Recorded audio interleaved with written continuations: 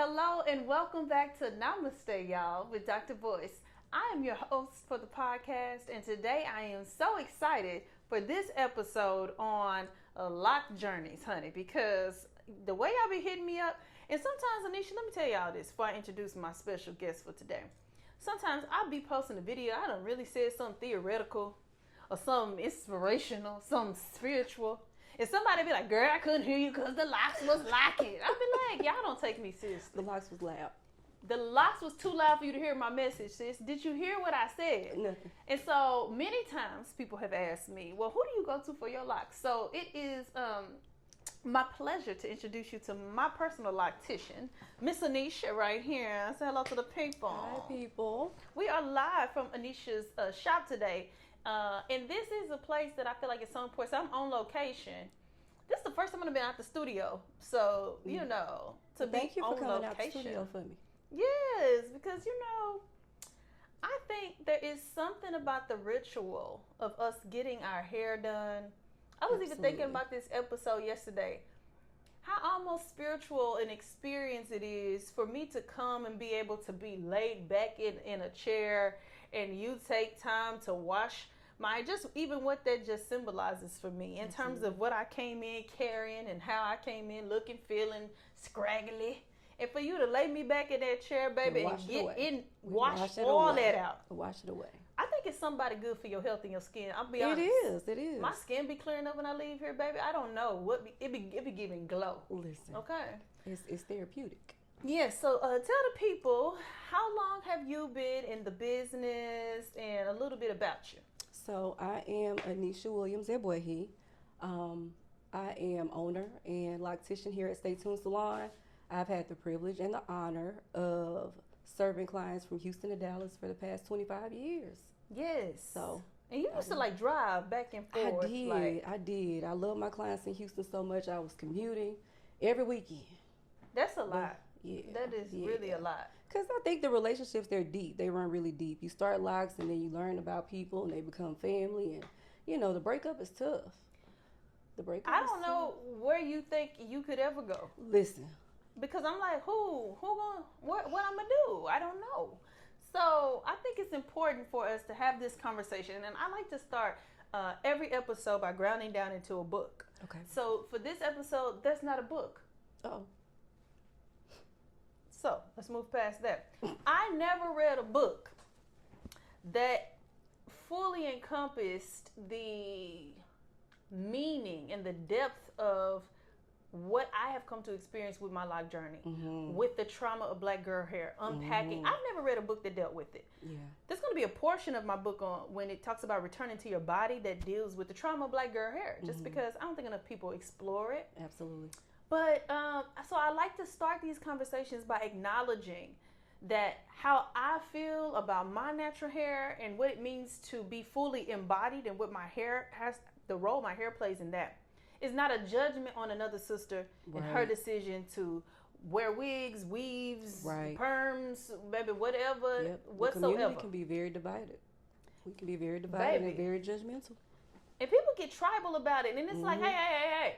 I'm over here and I'm living my best loc life. But baby, if you over there and you living your best whatever, it's not an indictment. Be free. Because we can all be different and respect each other's differences. Absolutely. But for what we're going to talk about today is my journey to freedom is what I call it. That's baby. That's right. So if you're watching this via YouTube, I'm going to cut in pictures as I'm talking about my journey because, baby, I've had everything from, you know, my mama started perming her early. She was like, baby, this hair got to get smooth. We used to sit at that stove, baby, with that hot comb and that blue magic, and we used to get smoked out for Sunday. That sheen. Whew. Yeah, baby. In the spritz down. Spritz, all of that. I remember big slick swoops, baby. We used to get with them swoops. Aaliyah had me bad with them wraps. I used to get that flat iron down with that little bump under right there. Chisel bang. I done had bob wigs. I done had big curly wigs. And I just remember as I've been going through my hair journey, there was a time, I think maybe about college, that I was like, man, I really would like to lock my hair. But it just felt like, and this is what people say to me all the time, like, but I don't want to go through the ugly phase. You hear people say that? Listen, that is the bane of my existence. That's and I think that if you have the right loctician to guide you, you won't feel like you're going through an ugly stage. I think that the ugly stage is characterized by that in between stage, that teenage stage, which is where the hair kind of is locked but not quite locked, and it's doing what it wants to do. But yeah, I mean, the proper loctician is gonna guide you through that. You know, you can get it retwisted more frequently, or not too much now. Don't go OD with it. But you know, a proper maintenance schedule will keep you from having that ugly stage. And also, you know, now the girls are doing styles in the beginning of the lock process, so you can avoid it that way as well. So. Yeah. But I think it really goes to this deeper issue about our ideas of Euro-centered beauty standards, right? We feel like everything needs to be slick and smooth and what, and I still even had a little bit like, you know, I still lay my edges. Listen, bust my edges down, please. Please. We can have a combo. You can still have a nice smooth edge and a beautiful lock. I think so. You know, and so I think when I was in that part of my journey, I felt like, you know, like I was dating. I felt like, you know, it's not cute. Like, it's not attractive or sexy. It's going to be whatever. But really what I did was I locked in. When my locks were smaller, first I went every 2 weeks. I went every 2 weeks.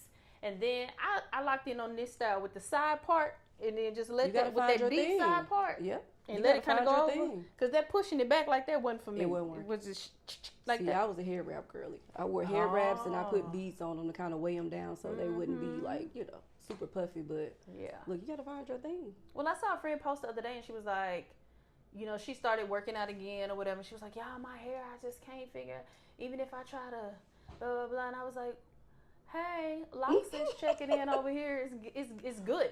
Because no matter what you think about the limitations for Black women, our hair is such a limitation depending on what we're doing with it. I can remember being like, I want to swim. Okay, like what week? How many weeks before my perm? Because 2 months. Girl. Let me get these braids for 2 months because I need to navigate and then, being fit. Like, I did the shortcut, like the perm Regina from the Steve Harvey show cut. Like around the time I was a principal. The mushroom with the cut around. The cut around with that, lay that neck down. You know, they had to perm back my neck weekly to keep that thing slick. The maintenance. Just a retouch. On that stuff is so much. I can't go to the gym. I just got my edges permed. Look, we feel like Gloria. The fuck you mean? It's finna go. I just got my kitchen cleaned up. Absolutely not. Stress me out. And so it's just, I understand, especially when we talk about our ancestors, people came before us. There was not always the opportunity for authenticity. A lot of them had to assimilate to survive. And so I don't say any of my opinions as a judgment on them. But I just always am so mindful of the fact that they didn't have the right to be free in their own bodies as they were to just show up. And I feel a sense of grace and gratitude towards them. Instead of judgment of like, y'all didn't do this and show us how to do that. Like I hear some people kind of get into. Yeah, I always say they walk so we can run. You know, a lot of the stuff that we're able to do easily and freely was paved by people who had to go through some stuff. So, you know, I think this revolution in locks and natural hair care, it's a lot easier for people now because you have an abundance of resources, an abundance of videos that, you know how to get you through. So. And we have, you know, with the internet, it's like we have this information, you know, highway where you can go between YouTube and IG pages and hashtags. You can find out based on what kind of hair. I never really got into. I got 4C hair. I never really got into. I'm like, look, I got Kunta Kinte. When I locked my hair said shoo, and locked hold. But my baby, you know, she got that free floppy curl. So every time I get ready to do her hair or refresh it, like I gotta twist them again, twist them again. My hair was like, what we doing? I'm going the way you want me to go. Yeah. I got that kind of hair. Like Same. So it's different for everybody, you know. But I like to say, like, you know, I pay homage to them. Be like, you know, my mom. I just remember being like, when I got ready, I would cut my hair. So this is like my third time. It's like 2 times before I had big chopped. I always was like, I'm coming, you know, I want to be natural, I want whatever. But all of that doing a little twist and untwisted, that just wasn't. It's time consuming and it can be tedious. And one day it's cute, and the next day look like rats sucked on it. And you did the same thing, used the same products. It wasn't for me. All over from scratch. Child. On a Monday morning. But I always knew, like every time I got like some braids done or some faux locks. Like you see the girlies on vacation, everybody got their faux locks, they got their box braids, they knotless, all this stuff. It's in the way that they feel, I feel like is the way that I feel all the time. Like I remember being able to just run, and one time I was like, I'm just gonna go swimming. Like I don't even have to calculate when I can go when I want. It's such a blessing. It is such a blessing to wake up and just go, and not have to be concerned about sweating your style out. Yeah. Because I have a lot of clients that come in and are like, look, I'm not working out this week because I just got my hair done. And I'm like, girl, if you don't stop letting your hair determine your fitness. We can't afford to as Black women. Absolutely. We cannot afford to be so concerned about what people think about us, because our physical health is a part of it. Our body is connected. Our hair is connected to our body. Yeah. So the chemicals we are putting in our head are connected to our body. There's some scientific research about the connection between relaxers and stuff and some health disparities. I ain't going to get into that because we ain't diving deep today. Okay. But do your research. Do your research. Because it's out there. Yeah. And so I think it's important. Being impacted. They definitely are. But yeah, I think fitness and wellness, they go hand in hand. And I think that you feel better, you look better. So, you definitely don't want to let your hair keep you from doing what you need to do. Yeah, you don't want those limitations. But the next part of that is, I remember when I got ready to start my locks, being told by somebody in a position of authority where I worked, they didn't consider locks to be professional. And I just remember in that moment feeling like, well, damn. It's like seriously. My own hair that grows out of my head, and I'm working in an establishment with Black people. Mind you, when I worked in an establishment with white people, they were so intrigued by my hair. I worked corporate America when I first graduated undergrad. I worked in the oil and gas industry in corporate America. When I tell you, and I used to have a fro in, but then I might show up with some braids one day, and then I might show up with a sew-in one day, and they were so intrigued. They were flabbergasted by like, how shapeshifter, this magic that you do, Stephanie, to the point where I would bring the hair for them to see it. Wow. Like before I got a sew in, like I'll bring a bundle up there and I'll be like, y'all see this hair right here? I pull it out my bag. Don't touch it too long. Don't touch it though. It's expensive. But look, see, it got this track right here, and they gonna braid my hair down, and so they would be like, wow. Now there was just a couple people in my look. Oh, don't do too much. I ain't up here for no exhibit. But I would show them because they were so intrigued by like, wow, like your hair is so versatile. So I think going into my loc journey, it was disheartening for me that the most discriminatory statements and things I experienced was from my own, my mama and my daddy. Because my mama would say, like, no matter what you do to you, just don't do no dreadlocks. Yeah. It's fear-based, though. Yeah, see? You like, look. Okay. But I'm a visionary. Like, I could always see, even when my hair is this big, and this is how my brain works, and I know everybody's not the same. I could see where my hair is now, when my hair was this big. Yes, I wanted certain kind of color. I wanted this ombre effect. I love when my hair has some volume, so I always get my 2-strand twist. Period. She always comes to my, what you gonna do this time? Every month when I come, I'm gonna do the same thing. I'm gonna do these 2-strand twists. It's convenient. It's beautiful. Because when I drop them, I'm gonna have some volume. See? And I'm in Texas. Big hair don't care. That's what we doing. And it lasts. That part. And you can work out. And do. So it's helpful, but I do remember the limitations. And so when it comes to versatility, I'd like to hear you talk to someone that may be concerned about, like, well, if I locked my hair, like, it might limit me in terms of, I want to try new stuff. Because, baby, I be seeing people put a wig on top of their locks when they want to do something spicy. Absolutely. Do faux locks on top of their locks when they want to do something. And so, like, I'm interested to know what your perspective is on the versatility of. So I usually tell people that locks are larger strands of hair. So anything you can do with straight hair, you can do with locked hair, with the exception of combing it. Most people aren't that interested in continuing to comb their hair anyway. Oh, God, so please no. The convenience of throwing the comb out, and you can curl it, you can braid it, you can do updos, you can do ponytails, buns. And I think the creativity of lock styles surpasses like straighter hair, like lock petals and barrels and all those things. And you may be able to do them with loose hair. I've never seen it, but I just think it gives a different dimension. Also, what was the other point I was trying to make about flexibility of locks? I lost my thought. It's okay. I'm gonna edit What was your question about? It was about the versatility. What kind of perspective can you provide them on the versatility of the locks? Right, and with the right loctician will guide you. Most of the time when I consult with the client, I will ask them about their lifestyle, what type of work they do, because the truth be told, living in America, there are some levels of, you don't want to call it a stimulation, but if you're front facing, you are in a different type of audience. And so you can kind of cater the plan, cater the Loc Journey to that specific work environment, I guess. Yeah. And also, like I say, people that work out, like if you're a girlie that works out frequently and you're sweating in the head and you need the ability to keep that hair fresh, we can talk about what type of styles you can lean into. So yeah. So the versatility abounds. And so for me, I've never felt like, oh, my hair is unprofessional. And I think it's important now because when you fast forward, I've had the privilege of working for Texas Tech University, University of Houston, University of North Texas, like all of these places where it's like very white, and also where I show up as I am. And I feel like I'm to the point now in my journey, in my 20s, it's more like, oh, what do I need to do to fit in, to be accepted? You go to a job interview, you need to look a certain way and talk a certain way. Now running up on big 40. And listen, some changes got to be made. The way this authenticity is set up, don't hire me if you don't want a me, because that's who's coming. Yeah, these lots is busting.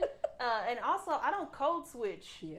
You know what I'm saying? I think our hair is a part of that code switch. We've been made to feel like, oh, you got a job interview, you need to do this, you need to do that, you need to suppress your authentic self and show up as who they want. Right. But a lot of times you'd be surprised to know, in a lot of settings, they are, this is what I like to say, it's your pleasure to have me show up. Absolutely. As I am. It's to the pleasure of the people around you that you show up authentically. They need to experience that. Like, and in any industry that you can point to, I know and see people personally. One of my older big sisters in Delta, her name is Shalane Clark. I ain't tell her I'm going to say her name in this episode. Yikes. She's an attorney in Dallas. I mean, big time. And she shared it. I mean, she wears colors and she's just so vibrant. But she mentioned one time, like, a boss in her firm seeing how she was outside of work and in work and suggesting to her, be who you are. Bring that. And she does. And I love to see that in that no matter what industry you're, it does not negate your brilliance, your intelligence, or whatever, to show up in the fullness of who you are and embrace it and rock that shit. For sure. Yeah, so I see that here with a lot of your clients. I think that times have changed. Like I said, I've done it for 25 years, and when I went natural in '96 on the campus of, shout out to TSU 3rd Ward. Okay. But yeah, it was, the people that you saw wearing natural hair were fewer and further between. And once I started locking, I was immersed in an environment where most of the people had locks. So that community, I was around it all the time, but outside of that, it still was an anomaly. Yeah. So I think that people kind of felt like, if I'm going to this job, I need to, we come from the day of like put on some stockings and, make sure you wear black, gray, blue to the interview. And so, you did have clients that would come in and be like, look, I really want to lock my hair. However, I'm going for a job interview, and we would sometimes make a suggestion like, look, we can do this. You can have both your cake and eat it too. However, we may have to, go around the block, as far as like maybe you may have to put a wig on, honey. You may have to, start 2-strand twists and allow them to grow out into locks, just so that, the powers that be aren't aware of, which way you're going with your hair. So definitely a lot more opportunity, a lot more, freedom these days. You can be who you want to be in these places. That makes sense. So for me, I guess I feel like it's almost my way to honor my ancestors by like stepping into my freedom or whatever and like taking it into any room.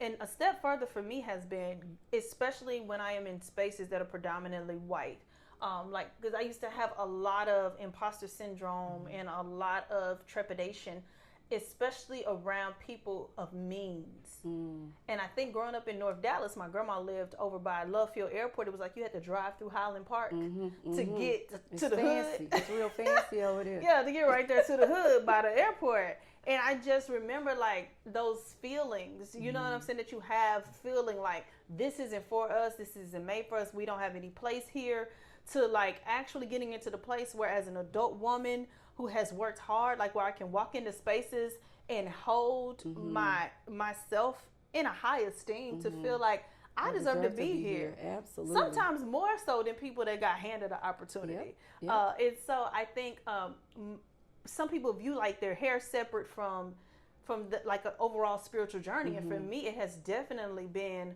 absolutely a part of the journey altogether. I agree. It's definitely a spiritual journey. I think that, you know, people come into the Loc journey for a lot of different reasons. Some people are doing it strictly for the style. Some people are doing it because they do have, you know, a religious experience or, you know, a spirituality that they want to kind of embrace. So, you know, and there are people who start off with it as a style and eventually grow into the spirit of it. So I think you learn a lot about yourself. You learn a lot about the people around you, particularly your housemates and your family, because if they do have some negative stuff to say, they're going to say it. Girl, because when I showed up, I remember my daddy, I had them little baby last night. And me and my dad was in the car finna go somewhere. He on the phone with somebody talking about, me and my little bald head daughter. I said, you know what? And they care not. You know what? Feelings don't matter. I am a whole me. Listen. And now when I show up, and my mama asked me one day, oh, your hair got so long. You added something to it? This is my hair. Our hair can grow. See, this is why when Beyonce dropped with this Sacred, and then she came out and had to do the little video, because everybody we ain't see her in none of the videos. She got some hair? She ain't got no hair. Not y'all came for Queen B because her mama a whole stylist. Zip down. So I was flabbergasted. So for me, what I feel like is, given the right set of situations and environments, we can thrive and grow. Baby, when I tell you, lock my hair and my hair drop down my back. Yep. And I'd be like, wow. All the years. Like, I can remember being so, like, there were 2 girls in my high school whose hair was like down their back, and their parents would like straighten their hair, and like, you know, really you could tell they had nourished and taken really good care of it. And I just remember like feeling the envy that I had about, you know, because I had my little rap girl, and sometimes I would perm my little bump. Baby, I was perming mine in the restroom because wasn't nobody taking me to get no hair bust down. I'm right in that thing, getting that perm in there. Listen, the edges had to be slicked down. So now all I know is like all these years later, I'm looking in the mirror like, who knew my hair could have done this? It was my hair though. Yep. And then looking at our kids and saying, okay, like this is what God gave you, and how do we nourish that? Right. With a full understanding that yes, our hair can grow and thrive and be beautiful and luxurious. And I don't have to go buy nobody's hair. That's true. From Indonesia. I don't have to go buy their hair. And it's a lot of Don't make nobody mad. I don't. Well, this is my journey. Period. I don't have to, because I used to pay for wigs. Like when I was buying wigs, I remember I had this big curly wig that I love so much. It was like a $500 wig. Which, if you fast forward to today, they're paying like a G for these wigs. Are. It's like we're investing our money in these people that are not us, and our communities a lot of times are not benefiting at all from the exchange if we quiet as it's kept. Yeah. When I come and bring my black money to this shop, I'm investing in your black business. Hallelujah. You see what I mean? Even for the products, I'll be like, so let's talk about products. I use only a couple products in my hair for the whole life of my locks. I use your hydration spray that you give me, and then I use an oil by, tell me how to say the name, Talia Wajid. Shout out to Talia. Yes, because I use a kid's oil that's a vitamin E kid's oil, and I'll link it in the show notes. But it's really, really super light because my hair gets just heavy if I use a heavy oil. Yeah. But a hydration spray and an oil, I use the hydration spray every morning. And then I use the vitamin E oil maybe every 3 days or so. I don't use it as often as I use the hydration spray. Yeah. And then when I come here, you make... I do. What's it called? It's a lock butter. It's a lock butter that you use when you lock my hair. To maintain. And I use the Edge Control by Cream of Nature. I do use the Edge Control by Cream of Nature. And that's it for me. So a whole lot of this, let's buy a whole bunch of products and invest in a whole lot of people. No. Make me some spray that hydrates my hair, and I will pay you before I go pay them. And this is another way we keep our money in our communities. Right. I don't go pay somebody $500-$600 for a batch of hair to put upside my head. I don't know whose head it came out of. True. Now, I'm also not judging you if you do. You know what I'm saying? Do what you want to do. You do you. But I'm just saying, for me and my journey, this has been an extension of what I profess as my values, Right. aligning with what I It's actually all do. encompassing. Absolutely. For Absolutely. me, you know, that's been a part of it for me. Yeah, I can definitely appreciate that. And speaking of Talia YG, she is a pioneer in the loc world. Right. From back in the day, it was quite a few people that I followed and was inspired by, but Talia YG was one of those. And she's based in Atlanta, but she was one of the first world natural hair shows in Atlanta. And when I went, I was blown away because I had never seen, you know, this many people embracing the loc journey, well, natural hair altogether, but of course locs as well. But yeah, the products, the performances, it was, listen, it was us. And what it does is it almost gives you affirmation of who you are when you see somebody else do it. And some people, I realize that to be true. I can be somewhere sometimes, especially like when my hair is all the way down and I'm, you know, glammed up doing something, where somebody will look at you and it's like, I see you. I see you. And what you see is you. Exactly. You know what I mean? That solidarity is deep and it's real. It is, because I remember looking at people that I felt like, man, her locks are beautiful. And oh, but I just can't. And then now to be like, baby, it's giving loc goals. Yeah. Huh, for myself. And I just wish I could go back to my younger me. I know. With them perms and them hot combs and be like, baby, you got it. Just hold on a second. We're going to figure this out. Because it was a journey. You got to go through something. You know, I think you got to go through something in order to appreciate it. Because I think that when I first went natural, I had no idea what my natural texture was like. Exactly. And then you go and you start feeling your curls. You're like, okay, this is kind of different. It's okay. And it wasn't as bad as you thought. I mean, it wasn't as bad as you thought. Not as unmanageable as I thought it would be. Yeah. And so, you know, locs has been a life-changing experience. Yeah. And it's all about how you take care. I will say that because I know people be like, oh, you know, some people. And I'm like, but that's anything. It's some people with perms that don't take care of their hair and some that do. And with any style you can think of, braids, locs, like, it's going to always be that. So for me, it's all about, like, when I think about myself and how I show up in the world, I want to be the Beyonce of whatever I do. Period. How would Beyonce do this? In excellence. Yeah. So for me, I take, you know, I come monthly. I get protective styles on my locks. She got a standing appointment, y'all. Lock me in for the year. Okay? Because I'm coming. Every single month. What are we doing? I'm coming. I'm coming at the beginning of the month. I'm coming to get buzzed down.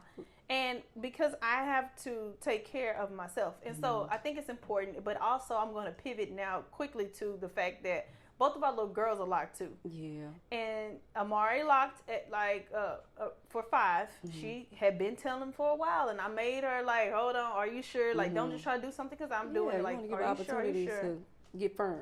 She did it. We had a lock party. So she started her little locks. They're so pretty, but again, she got that little tender hair, so I'll be having to keep trying to lock. Wrap it. You gotta wrap it. Make it lock. Yeah. But then when I was here, you know, the last time. I'm like, Amari ain't the only one. Well, your baby had her locks first, so. Well, so all of my kids have had locks. Yeah. The twins, they're old now. But my daughter, she still has locks. She's had locks for 20 years, so. And they down to the flow. They pretty. Yeah, she got more hair I than skipped she past got the first body. daughter and went to the second one. But you're right. Go back to the OG daughter. So she's been locked forever. And my son had locks too, but you know, he cut them at 18. And then my little baby, she started locking a year ago, last March. So she's been locked for about a year and a half. So they don't know nothing else. But because that detangling in that wash day for me and Amari, we used to be tussling. I'm not doing it. I'm going to tussle with you. I'm not doing baby with That's that. tragic. And she used to, like somebody was killing her. Listen, you marking the child. Girl, them locks saved our life. Saved our relationship. She was definitely going to have that childhood trauma on her back. You threw your combs away? Huh? Did you throw your combs away? No. You should. You don't need them. I guess I don't. I mean, you can hold on to them unless you know. I guess I don't really need them Well, maybe anymore. somebody will come over. They might need a comb. They might, but you know, it's giving freedom. It is. It's giving get up and go. It's giving swim lessons whenever you feel like it. It's giving vacation, get in the water. It is. It is. And that's a beautiful thing for us because I want for us what other people have. Yeah. I want it. And my thing is about what's the path to it. And so, So for anybody that's thinking about locking, they might be a new client. They might be saying, I really feel like I want to try this. What do they need to know? What advice would you give them?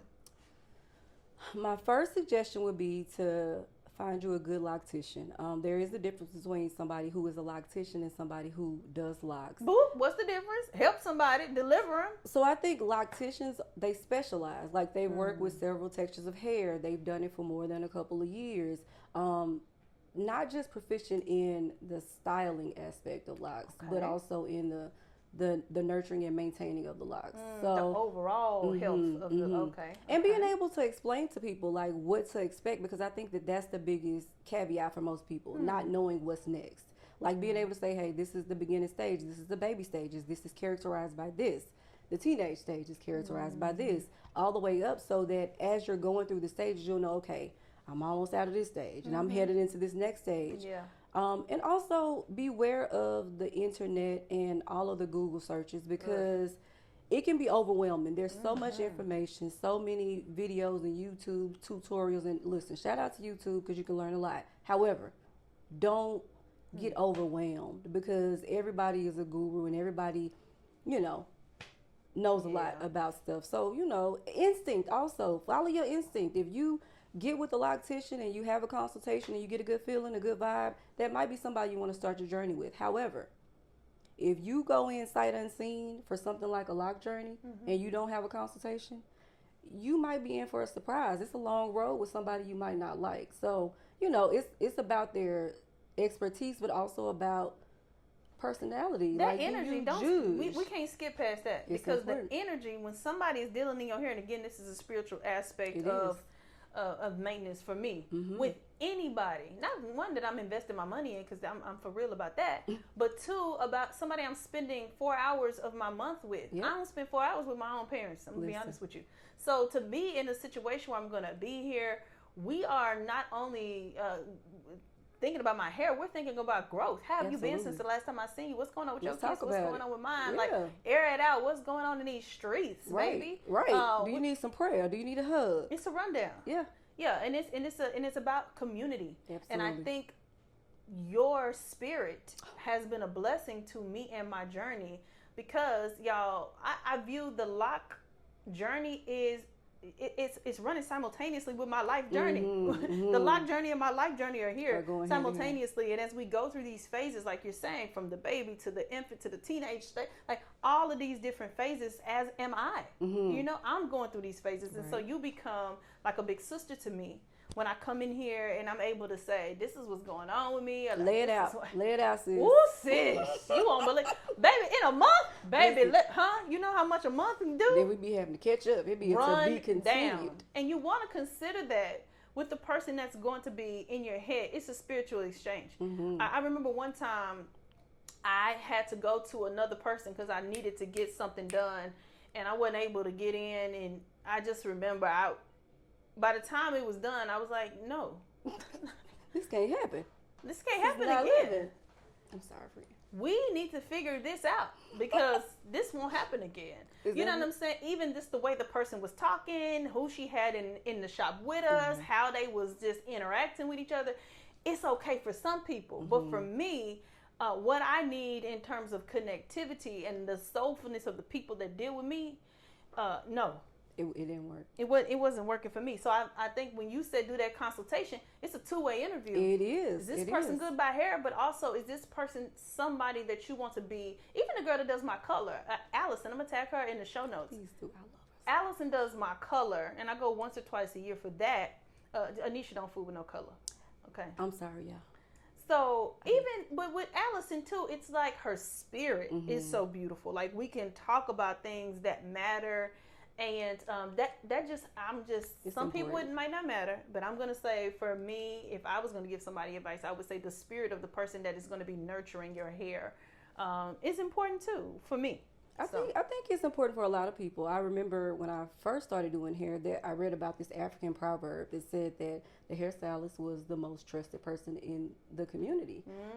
Because think about it. I mean, like you say, when you're dealing with somebody's head, you do have to be concerned about energy, So, and it's a certain level of trust, to just lay back. And when I say decompress, and think about the types of lives that we're living, where we're always running and bustling to the next thing. And when you get that opportunity to come to the shop and stop and take that break and lay back. And maybe for the first time in a month, somebody is going to nurture you the way that you've nurtured everybody else and poured out all month long. And now somebody's going to restore you. Right. And that is, I don't take that lightly. Right. But the spirit of the shops, I feel like, are different. Back in the day, we used to go to the shops, and it used to just be a whole, a communal experience. It was fellowship. It was like church on Sunday. It was fellowship. I missed it a lot.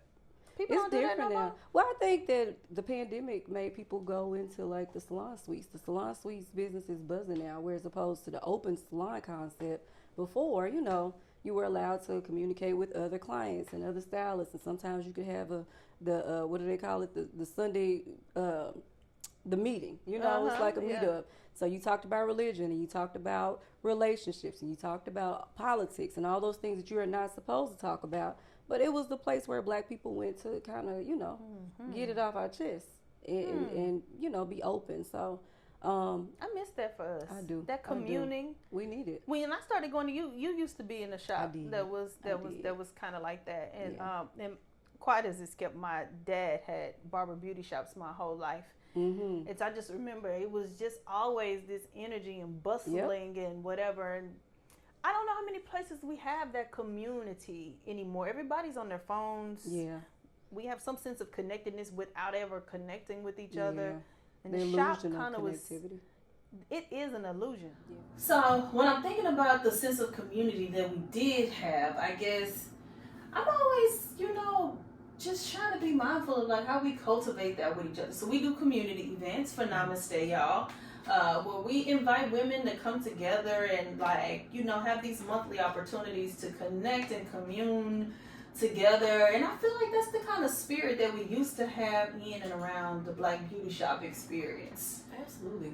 I think you gotta have a holistic experience. I think we can be kind of segregated in parts. We deal with this part of us and this part of us. We show up at church on Sunday to get this part of us fed. And the salon was the place for fellowship. It was the place where we went to, you could find an elder that would teach you something. You could learn about a relationship or what not to do in a relationship. You could learn about child rearing or, like I say, politics and spirituality. What else can you learn about on the show? You can learn about finances. You can learn about the bootleg man coming in and somebody with plates coming in to see if they want to feed everybody in the place. It was just such an experience, but I feel like when our neighborhoods went, when integration came, especially, and our neighborhoods started to be more segmented and we started to leave and go integrate other areas, that our systems and our communal places kind of broke down as a result of that. But that's another podcast for another day. So where can the people find you? I know you're not always taking new clients and such. I may consider maybe closer to the end of the year. But in the meantime, you can find me on Instagram at Stay Tuned Salon. Yes, and I will link that in the show notes so they can find you. And you have all the inspiration on there, lock styles and it's a fun place when I get on there. It's fun. And when you see her post the young lady with the locks downtown angles, you will know that's her daughter when she posts her. Because I remember I used to look at your page and I used to be like, dang! Yeah, I think she's the inspiration for most people's locks. And I'm like, child, she been in it for a minute. And she doesn't trim them too. Because they always think, and people will ask me like, so how long are you going to let your locks get? And I'm like, I don't know when I get there. Right. Isn't that funny? Because like they don't really ask people any other style when they go cut their hair. It's just locks when they or other people of other ethnicities. Yeah. But they don't know no better. Yeah, for me, I'm just like, I don't know. This is a journey. I don't know. And that's been a bigger, indication of where I am in life. Like, I don't have all the answers. I don't know. Right. I don't know. I guess I'll see when I get there. But in the present moment, I'm loving where I am. I'm loving having you as a person to nourish my locks and being able to come here and do life with you. Having a safe space where I feel like I can be vulnerable to share my life. And from month to month, it's always a journey. It is. It's like, oh, sis, what happened? Now, just last month, you said what? And now we doing what? From the beginning. Go back. Catch so the me last time you said. Yep. And the saga goes on. I'm also honored, and it's a huge privilege to be here. And just to be able to watch you grow, like, your progress has been remarkable. Yeah. I'm loving to see it. Thank you. I appreciate that because, you know, life be life. And sometimes I look up and I laugh and I be like, girl, this is your life. Who knew when you was 20? The way this girl be rolling with the punches, though, like, it needs to be a master class. This podcast is the best I can do to give a master class. Listen, it is worthy. How it is worthy to navigate this thing called life. And I think also what it means to pivot, you know what I mean? And so I love the fact that, you know, even you being an entrepreneur, you being on here, you sharing your journey with me, but, you know, because you were a single mom when you had your twins, and then you fast forward now and you were married and you have another little kid, you know, with your husband, and your journey is inspiring to me, you know what I mean, at the same time. And so it's like I see women that defy odds every day around me, and I know, like, when I look to that, I'm like, you know, all is well. Absolutely. Like, we're gonna be good. Either way. We're gonna be good. And having you share yours with me inspires me, and having me share mine with you, and that's what we do. We pour inspiration, absolutely, into each other, and so such is life. But thank y'all so much for watching this episode of Namaste Y'all. Make sure that you follow Stay Tuned Salon for all the inspiration. And listen, if this is your first time considering, or you've been thinking, because if you clicked here, you've probably been thinking, they've probably been thinking about it. You've been weighing your options. I would say take the first step and do a consultation. That's just the first step. You ain't locked into nothing, but it's just the first step towards overcoming that fear and having courage. If it's the fear that binds you about, like, oh, but what if this and what if that? Listen, I got to the place in my journey where I was about to start my locks, and then I looked back at some people who had started years before me when I was scared, and then they stuff was down their back, and I was like, what are we doing? And who are we doing it for? Yeah. Girl, bye. And be honest with your loctician. Be upfront with, you know, what your concerns are, because you can't get them addressed if you don't state them. So that makes sense. Yeah. Keep it 100, y'all. All right. Until next time, thank y'all so much for watching, and namaste, y'all. Thank you so much for joining me for this episode of Namaste, y'all. If you haven't already, be sure that you follow us wherever you get your social media fixes. And also make sure you check out our upcoming community events, because we want to connect with you, not just in the virtual space, but in person. I look forward to hearing from you soon. Namaste, y'all.